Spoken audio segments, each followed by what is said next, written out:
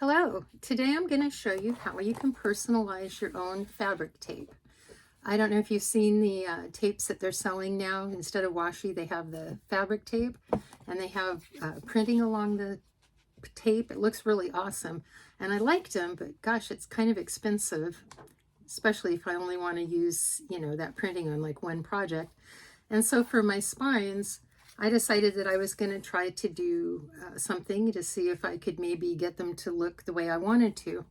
So I had this cute little stamp that I got from Hobby Lobby, and I just love it because of the little girls that are all marching along the beach. They remind me of my childhood days.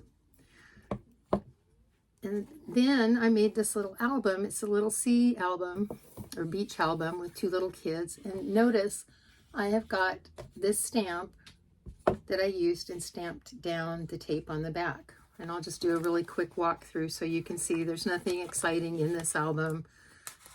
It does have little tags. And then of course you can, journal on the back.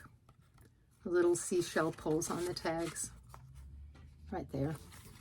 And every page is basically the same because I just made this to show you how you can make your own personalized cloth tape. So to get started, we're going to decide on a length of tape that you need, and I'm just going to pretend I need about 6 inches. So what I'm going to do is cut off at least 8. And I'm not measuring, but it's probably a little more than 8. And this tape is a little bit tricky to cut. It doesn't like my scissors. Now this is the side of my tape that isn't sticky, so obviously I want to have that up. I have a glass mat, and this works wonderfully for this. So I'm just going to put my tape on my mat, just like that, sticky side down so it holds. And then I'm going to take my stamp, and I'm going to find my ink. And the ink I used was Memento Luxe, and it's nautical blue. And the only reason I used it was I liked the name of it. I figured, oh, it'll go with the beach theme. So then we're just going to ink up our stamp. However you ink yours up is wonderful. And then I'm just going to hold it over my tape, press down. Give it a second for some of the ink to absorb. I'm going to re-ink it. I'm going to move it so that maybe I have a couple of different children in it.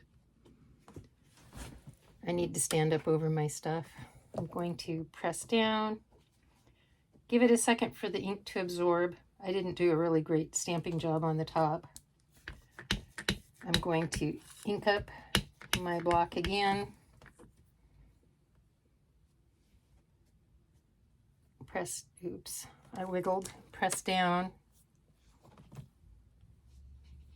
Ooh, I got a nice impression that time. And then I'm just going to repeat the process for however long you want your tape to be. And of course, you take your time and do a better job than I just did. It does make a mess on your glass mat, and that's fine. You can just wash it right off. But here you go. I have now personalized the tape that I use, and I use these on my spines of my albums. It tends to reinforce it, make it a lot better. This was a 3-inch, no, this is only a 2-inch. Yeah, this is a 2-inch piece of bookbinding tape. It's Gaffer Power, and I get it off of Amazon.com. It would be really cute if you were using a waterproof ink. Unfortunately, I don't believe that this ink is waterproof. And then you could wait till this dries, and then you could use your markers or alcohol ink pens. I think maybe that would work. I don't know. Why doesn't someone give it a try and let us know? Anyway, so there you have it. That's how I make my personalized tape. You don't have to use just little cute things like that. You can use anything you want. If you've enjoyed this, please give this a thumbs up. Thank you.